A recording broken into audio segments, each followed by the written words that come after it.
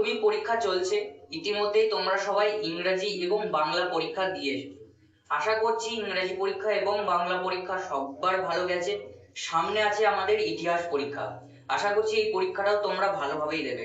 কিন্তু ইতিহাস পরীক্ষার আগে দুদিন তোমাদের ছুটি দেওয়া হয়েছে। তোমাদের খুব ভাগ্য ভালো যে ইতিহাস পরীক্ষার আগে অনেকের সাবজেক্ট কঠিন লাগে, এই সাবজেক্টটা অনেকের কঠিন, তবে তোমরা দুদিন ছুটি পেয়েছো। এই দুদিন কিভাবে কাজে লাগাবে, কোন কোন প্রশ্নগুলো করবে, কি কি করবে না, সমস্তটাই আজকের এই ভিডিওতে বলবো। দেখো, প্রথমেই আমরা বাংলা পরীক্ষা থেকে শুরু করি। বাংলা পরীক্ষার প্রশ্নপত্র যদি আমরা দেখি, ইজি টু মডারেটের প্রশ্ন ছিল। রচনা তো একবারে সবারই কমন, ছাত্রছাত্রীরা যেটা আশা করেছিল সেই দুটোই পড়ে গেছে, ঠিক আছে। তো এবার আমরা এইটুকুতে আশা রাখতেই পারি যে ইতিহাস প্রশ্নটাও হয়তো কিছুটা মানে ইজি টু মডারেট হিসেবে আসতে পারে, সহজ হতে পারে, কিন্তু বলা যায় না, ঠিক আছে, প্রশ্ন কঠিনও আসতে পারে। তবে যদি আমরা আগের বছরের প্রশ্নপত্র একটু দেখি, তাহলে একটু ঘোরালো টাইপের প্রশ্ন কিন্তু দেওয়া হয়েছিল। এবছর আমরা আশা রাখতেই পারি খুব সহজ সরল ভাষায় প্রশ্ন থাকবে, আমরা সমস্ত প্রশ্নই কিন্তু কমন পাবো, এটুকু আশা রাখতেই পারি। তবে রিস্ক নিয়ে লাভ নেই, রিস্ক আর এই দুদিনের মধ্যে নিয়ে লাভ নেই যে এই প্রশ্নটা করবো এই প্রশ্নটাই চলে আসবে। দেখো, আমাদের কিন্তু এই দুদিন সময় দেওয়া হয়েছে, দুদিনের মধ্যে আমরা এই একটা সাবজেক্ট খুব ভালোভাবে রিভিশন করতে পারবো। আর ছাত্রছাত্রীরা ভুল একেবারেই করবে না যে এই দুদিন সময় দিয়েছে তার মধ্যে ইতিহাস, ভূগোল, জীবন বিজ্ঞান, ভৌত বিজ্ঞান এই দুদিনের মধ্যে সমস্ত আরেকবার রিভিশন করে নেবো, করার দরকার নেই। শুধুমাত্র ইতিহাসটাই তোমরা রিভিশন করো, তাহলেই দেখবে সুবিধা হবে। ইতিহাসে কি কি পড়বে, প্রথমত বলে রাখি, তোমরা স্যারেদের কাছে যে নোট পেয়েছিলে, যে নোটস তোমাদেরকে স্যাররা দিয়েছিলেন, লিখিয়েছিলেন, সেই নোটস আরেকবার ভালো করে দেখো। সেই নোটস অনুযায়ী যা যা কিছু গুরুত্বপূর্ণ বিষয় রয়েছে সেইগুলোকে একটু বেশি করে দেখো। সেইগুলোকে, যেগুলোকে তুমি হাইলাইট করেছিলে বছরের প্রথম থেকে যখন পড়েছিলে, যখন শেষ পর্যন্ত তোমার স্যারেরা যে প্রশ্নগুলো সাজেস্টিভ হিসেবে দিয়েছিল সেই প্রশ্নগুলোকে আরেকবার চোখ বুলিয়ে নাও। এরপর বিষয়বস্তু, বছরের প্রথম থেকে আমি যখন প্রথম তোমাদের জন্য ভিডিও আনি তখন থেকেই বলে আসছি যে বিষয়বস্তু তোমাদের জেনে রাখতেই হবে। দেখো, একটা অধ্যায়ের বিষয়বস্তু আমাদের ক্লিয়ার থাকলে সেই অধ্যায় থেকে যে কোনো প্রশ্ন আসুক আমরা বুঝতে, ধারণা অন্তত করতেই পারবো যে কোন অধ্যায় থেকে প্রশ্নটা অ্যাকচুয়ালি এসেছে, তাহলে আমরা নিজেরা বানিয়ে সেটাকে লিখতে পারবো। সেহেতু এই দুদিন 1 ঘন্টায় বা 2 ঘন্টার মধ্যে তোমাদের গোটা বইটার বিষয়বস্তু কিন্তু ক্লিয়ার হয়ে যাবে, তোমরা যদি মন দিয়ে পড়ো। বিষয়বস্তু খুব সংক্ষেপে থাকে, খুব ছোট, 2-3 পাতার বিষয়বস্তু নয়, খুব ছোট একটা বিষয়বস্তু, তার মধ্যেই একটা বিষয়, একটা অধ্যায়ের বিষয়টা ঢুকে থাকে, কি কি রয়েছে, কি কি আছে, সমস্তটাই কিন্তু থাকে। তোমরা 2-3 বার পড়ে নাও, তাহলে দেখবে অনেকটা ক্লিয়ার হয়ে যাবে। শর্ট প্রশ্নের দিকে তো এটা তো একেবারে ব্রহ্মাস্ত্র হিসেবে কাজ করবে যদি আনকমন প্রশ্ন আসে এবং একটু টাফ করে দেয় তাহলে। এরপর তোমরা দেখো যে পরীক্ষার আগে স্যারেরা কিন্তু মক টেস্ট নিয়েছিল। এই মক টেস্টে যে খাতাটা তোমরা পেয়েছিলে বা তোমরা ঘরে যদি মক টেস্ট দিয়ে থাকো, তোমরা নিজেরাই কারেকশন করেছিলে নিশ্চয়ই, সেই খাতাটা একবার খুলে দেখো। সেই খাতাটাতে দেখো যে স্যাররা বা তুমি যখন খাতা কারেকশন করেছিলে তখন কোন কোন জায়গাগুলো কাটা হয়েছে, কোন কোন জায়গাগুলোতে তোমার নাম্বারটা কমেছে, কোন কোন জায়গাগুলো একটু স্ট্রং করা উচিত ছিল, সেই জায়গাগুলো দেখো, সেই জায়গাগুলো একটু হাইলাইট করো, পয়েন্ট করো, সেই জায়গাগুলোতে আরেকবার নিজেকে তৈরি করো। দেখো কতটা তুমি স্ট্রং আছো ওই জায়গাগুলোতে।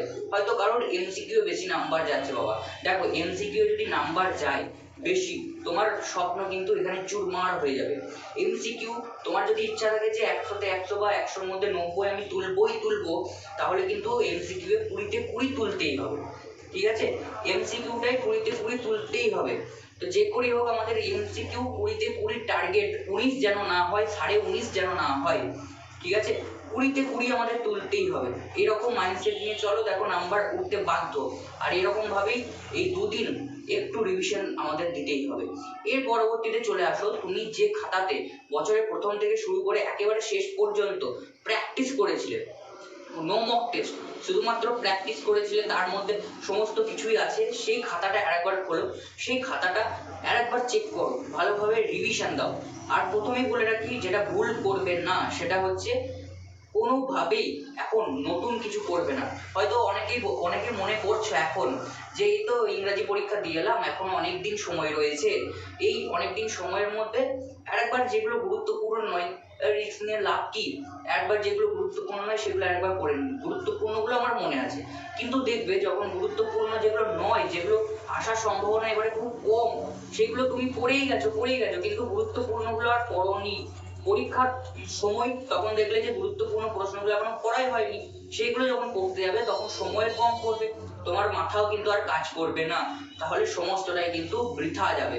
তোমাকে এখন সমস্ত কিছু সাইড করে দিতে হবে। তুমি বছরের প্রথম থেকে সেই খাতাটা খোলো, সেই খাতাতে দেখো তুমি কি কি করেছো, কোন প্রশ্নগুলোতে করেছো, সেই প্রশ্নগুলো আরেকবার দেখো, সেই প্রশ্ন পয়েন্টগুলো দেখো।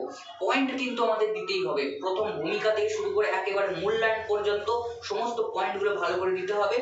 ইতিহাসে কিন্তু এই পয়েন্টগুলো তোমাদের নাম্বার তুলতে সাহায্য করবে।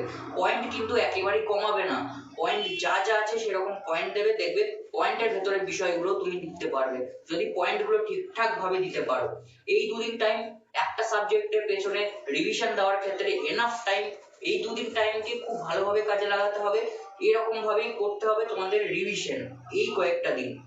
শুধুমাত্র আমরা এই নোটস এবং যে মক টেস্ট দিয়েছিলাম যে পাতাতে বা খাতাতে, সেই খাতাটা একবার দেখবো এবং তার সঙ্গে একবার স্যারেদের নোট যা লিখিয়েছিলেন, যা সাজেশন দিয়েছিলেন সেগুলো দেখবো। আর তার সাথে সাথে সম্রাট এক্সক্লুসিভ সাজেশন বই অবশ্যই ফলো করতে কেউ আমরা ভুলবো না, সেটাও আমরা দেখবো, কারণ প্রত্যেক বছর সেখান থেকে কমন আসে, এই বছরও আসবে, তা নিয়ে কোনো সন্দেহ নেই।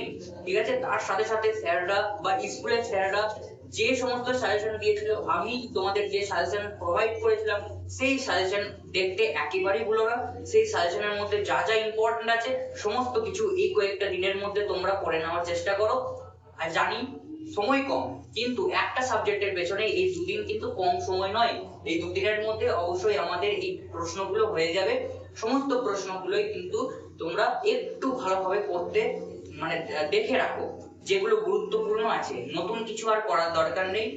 আর পরীক্ষা সবারই ভালো হবে এটুকুই কামনা করি, এটুকুই আশা রাখছি।